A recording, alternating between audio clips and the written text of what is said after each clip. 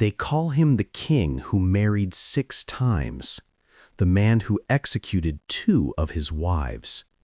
But here's what most people forget.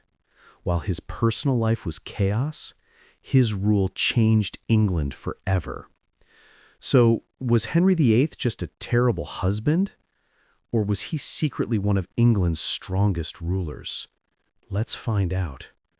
Was Henry VIII a bad husband? But what about as a ruler? Was he good for England? Did the common people actually like him? Henry VIII's love life wasn't just a royal scandal. It was the story of obsession, betrayal, and power. He married for love, not politics, something almost unheard of for kings in his time. His first wife, Catherine of Aragon, truly loved him. Together, they ruled for over 20 years. But when she couldn't give him a surviving son, Henry's heart and his patience turned cold. Then came Anne Boleyn, fiery, intelligent, and ambitious. Henry broke from the Pope and the Catholic Church just to marry her. Imagine that, a king changing the religion of his entire country for love. But soon, even Anne met the same fate, executed by the man who once risked everything for her. Wife after wife, from Jane Seymour to Catherine Parr, Henry's story reads like a tragic play. A man desperate for love, yet destroying every woman who tried to love him. So yes, as a husband, Henry was terrible, selfish, paranoid, and cruel. But here's where things get complicated. Behind the failed marriages stood a ruler with vision and ruthless intelligence. Henry VIII may not have been a good man, but he was a strong king. When he broke from the Roman Catholic Church, most people thought it was just for Anne Boleyn, but in truth, it changed England forever.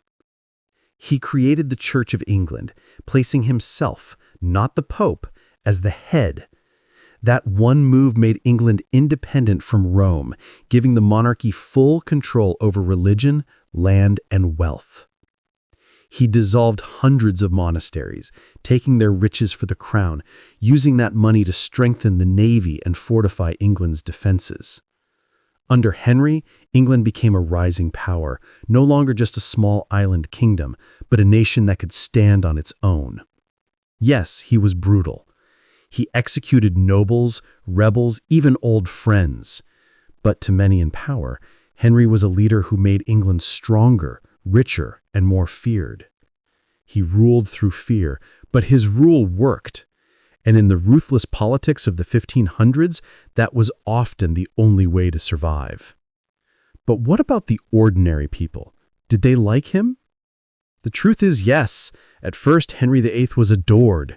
He was young, handsome, athletic, the perfect Renaissance king. People called him the Golden Prince. He threw grand tournaments, gave to the poor, and spoke to his subjects with charm and charisma.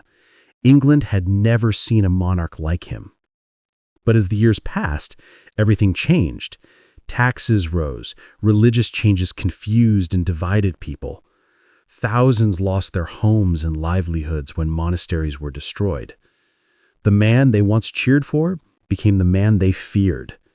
By his later years, Henry had grown obese, paranoid, and cruel, ruling through fear and violence. People whispered his name rather than spoke it out loud. Yet even then, he remained respected. Because in their eyes, Henry was still the king, the one who made England powerful, the one who could command anyone, even God's representatives, to obey him. So, was Henry VIII a good ruler or a bad one? The truth lies somewhere in between.